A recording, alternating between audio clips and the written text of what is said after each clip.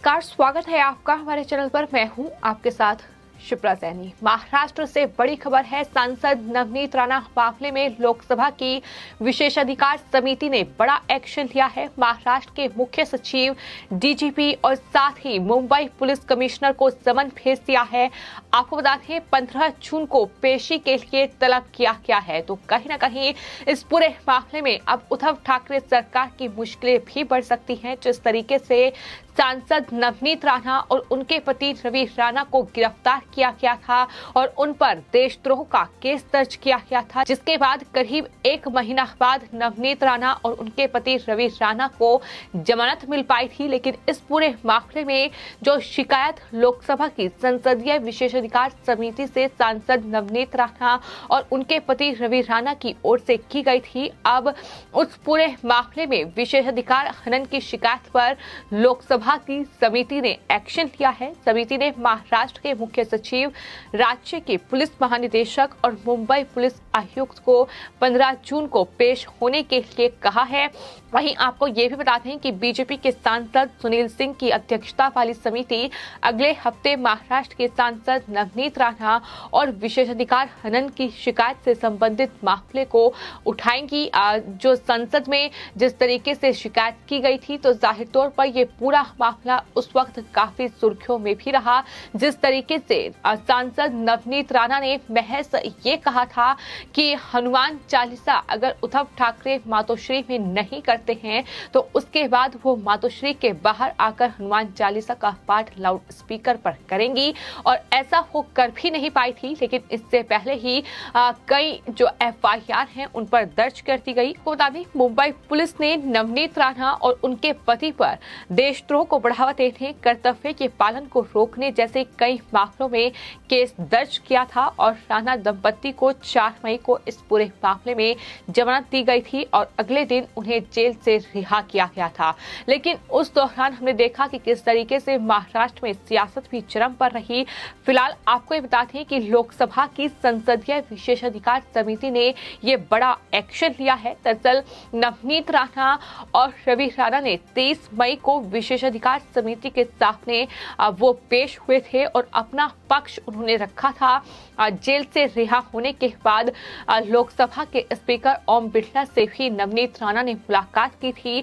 25 अप्रैल को नवनीत राणा ने लोकसभा अध्यक्ष ओम बिड़ला को विशेषाधिकार के गंभीर उल्लंघन की शिकायत दी, जिन्होंने इसे विशेषाधिकार समिति के पास भेज दिया।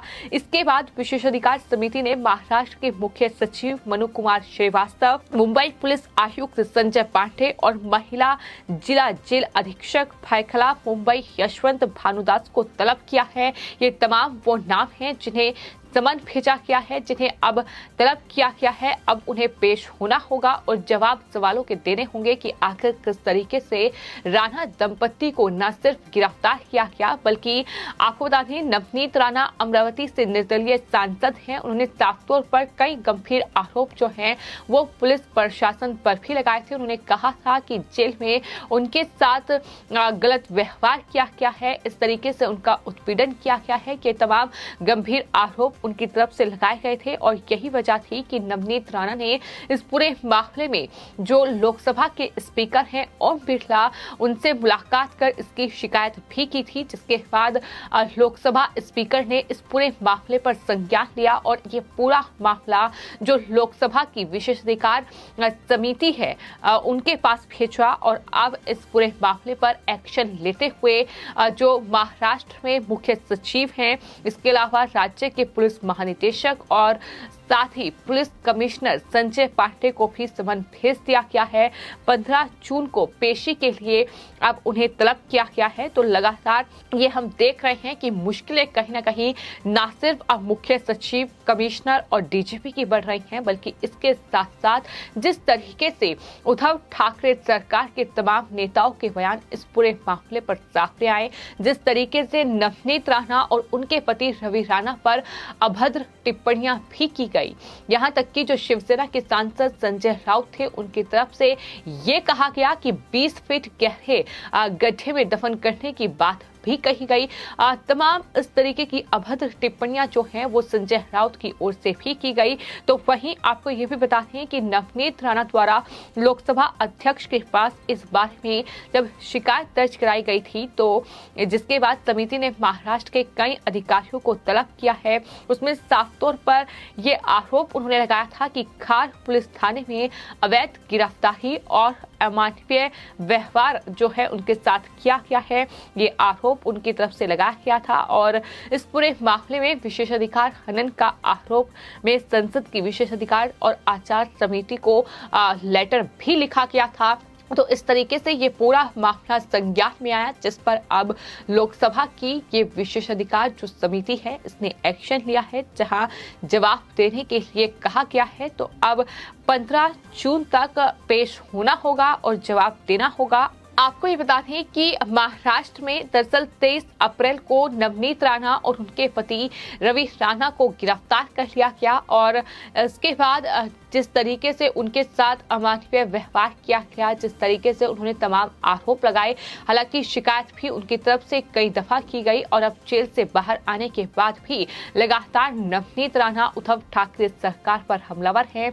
आपको ये भी बता दें कि जिस तरीके से ये पूरा मामला सामने आया था, उस दौरान नवनीत राणा जो कि अमरावती से निर्दलीय सांसद हैं, उन्होंने हनुमान जयंती के मौके पर महाराष्ट्र के मुख्यमंत्री उद्धव ठाकरे को चैलेंज किया था। उन्हें कहा था कि या तो मातोश्री यानी उद्धव ठाकरे का जो आवास है उसके अंदर उद्धव ठाकरे हनुमान चालीसा का पाठ करें, अगर वो ऐसा नहीं करते हैं तो फिर वो खुद आकर मातोश्री के बाहर लाउड स्पीकर पर हनुमान चालीसा का पाठ करेगी। इस दौरान नवनीत राणा ने कई बड़ी बातें कही थी। उन्होंने कहा था कि उद्धव ठाकरे और पूरी शिवसेना जो आज खुद को हिंदुत्व की पार्टी बताती है, लेकिन ये सच है कि वो हिंदुत्व को पूरी तरीके से त्याग चुकी है।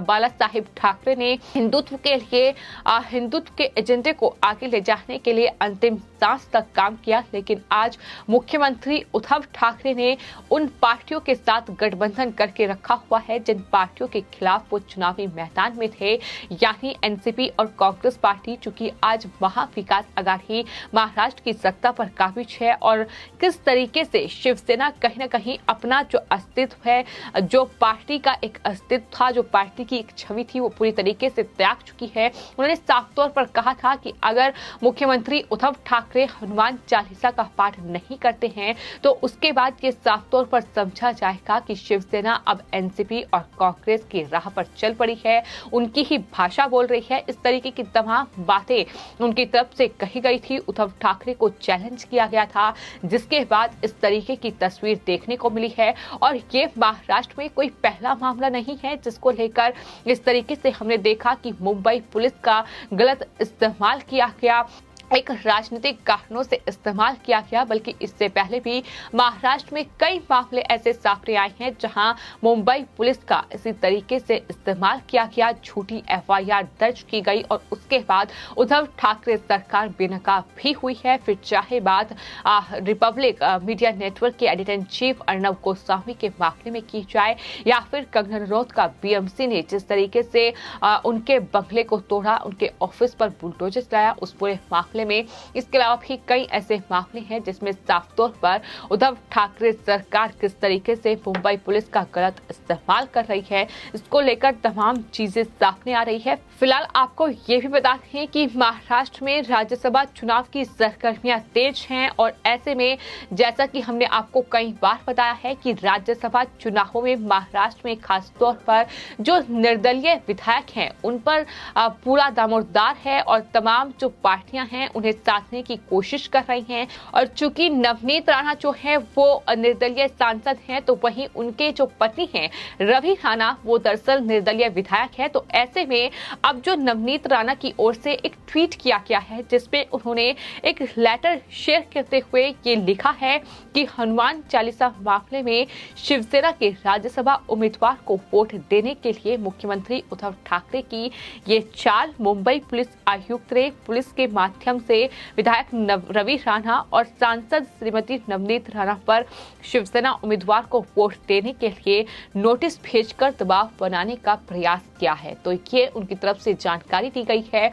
एक ट्वीट उन्होंने साझा किया है जिसमें उन्होंने बाकायदा वो लेटर भी साझा किया है। तो साफ तौर पर ये आरोप अब वो लगा रही हैं कि चूंकि राज्यसभा के चुनाव हैं, ऐसे में एक एक विधायक का वोट बेहद महत्वपूर्ण है और रवि राणा चूंकि विधायक हैं, निर्दलीय विधायक है, ऐसे में उन्हें साधने का प्रयास भी जारी है और आरोप ये लगाया गया है कि अब उन पर इस तरीके से दबाव बनाने की कोशिश हो रही है कि वो शिवसेना के लिए वोट करें। तो फिलहाल इस तरीके से अब इस पूरे मामले में लोकसभा की ये विशेषाधिकार समिति है जिसने बड़ा एक्शन लिया है। आने वाले वक्त में देखना होगा कि मुख्य सचिव महाराष्ट्र के डीजीपी और कमिश्नर इस पूरे मामले में आखिर क्या जवाब देते हैं। फिलहाल आपकी इस पूरे मामले पर क्या राय है, हमें कमेंट बॉक्स में जरूर लिखें और चैनल को सब्सक्राइब करें। धन्यवाद।